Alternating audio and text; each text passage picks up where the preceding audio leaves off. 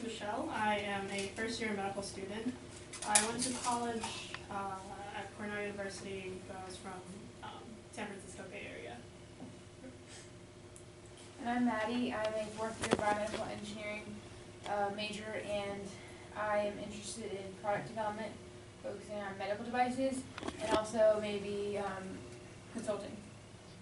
Great. Well, I'm Dana. You guys have seen me a few times today, and I am a marketing manager for Roche Diagnostics. I work in the diabetes care business unit in medical value. So really trying to differentiate our products from our competitors based upon something other than features, whether it's evidence or a unmet medical need that we're meeting. So when I talk, I like for it to be very interactive, so feel free to interject as you want to. I guess the last question I have before we get into kind of what's on here, what made you want to come to this workshop, and what do you want to get out of it? And you guys don't have to go around the table, anybody can just throw it out there. So I've learned like all the science stuff, but I would like to know more about the business side of the scientific world and how marketing plays a role in putting devices or products out there to consumers. Okay. Anybody else? I just feel like no matter what I wind up doing, knowing how to market and business kind of skills would help with whatever I wind up. Yeah, absolutely. I just really like device design.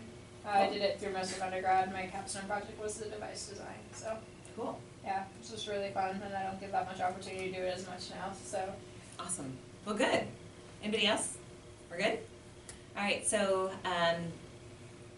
yeah, it's an interesting time to be in industry, and whether it's pharmaceutical, medical device, or biotech, there are a lot of pressures that are being imposed upon us by simply the nature of where healthcare is going. So this slide here is ripped off from PricewaterhouseCoopers.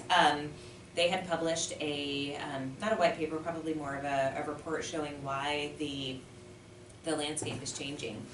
So what we know is that it's harder and harder and harder to get products to market right now. I was talking to one of the groups earlier about whether it's safety concerns or whether it's patent infringement or delays in the FDA. The FDA is horribly understaffed right now.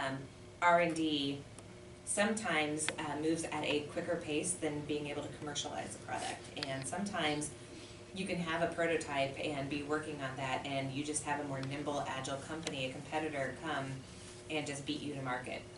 So, there's a lot that's going on behind the scenes to try to get to market and try to have something that's going to be appealing not only to fulfill an unmet medical need, but also that is going to appeal to those who reimburse for services or products.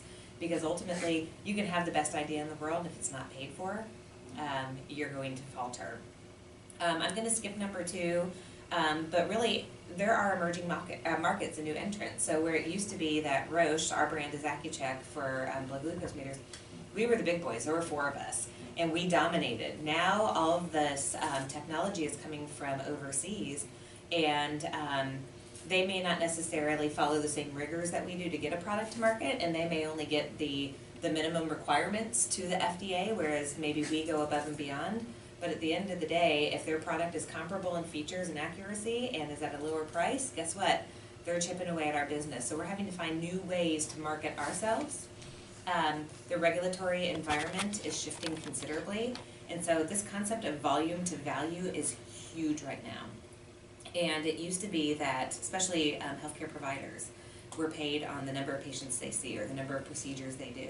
Now they're tied to quality metrics, and that's a really hard paradigm shift, and it's really difficult not only for the health systems that they may work for, but also figuring out this care team approach where it's not just a doctor, it's a doctor working in conjunction with a pharmacist and a care coordinator and sometimes a diabetes educator or a nurse practitioner. How do you fairly compensate all of them for the value that they are providing to patients in terms of outcomes? So it's getting very complicated, but at the end of the day, evidence and value are driving a lot of that. So as a marketer, my job is to figure out how we bring value and how to tell the story of why we think we deserve that reimbursement over somebody else.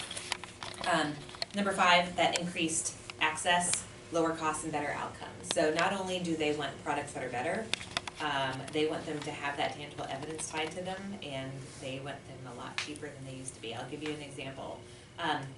Medicare opened up competitive bidding in our market, diabetes testing supplies, and prior to 2013, we would get reimbursed $38 for every 50 count vial of test strips that was distributed to a patient. When they opened up competitive bid, the winning bid was $10.41, so our reimbursement went down 73%. And we're having to respond to that. And now the commercial payers, so your United and Aetna's and the such, they're following suit saying, well, if Medicare's only paying you this, and that's all we want to pay you too. So we're having to adjust on the fly also, and it's not just a business decision, it's how do you try to command a premium value on a product based upon the story you can tell. And marketing at the end of the day is all about telling a story. And then the rise of the consumer, that's the last one. Patients are becoming more savvy, right? You have access to all these credible sources of health information and all these incredible sources of health information, and the patients are making more informed decisions. They're expecting more for their dollar. They're having to pay more out of their pocket for their health care.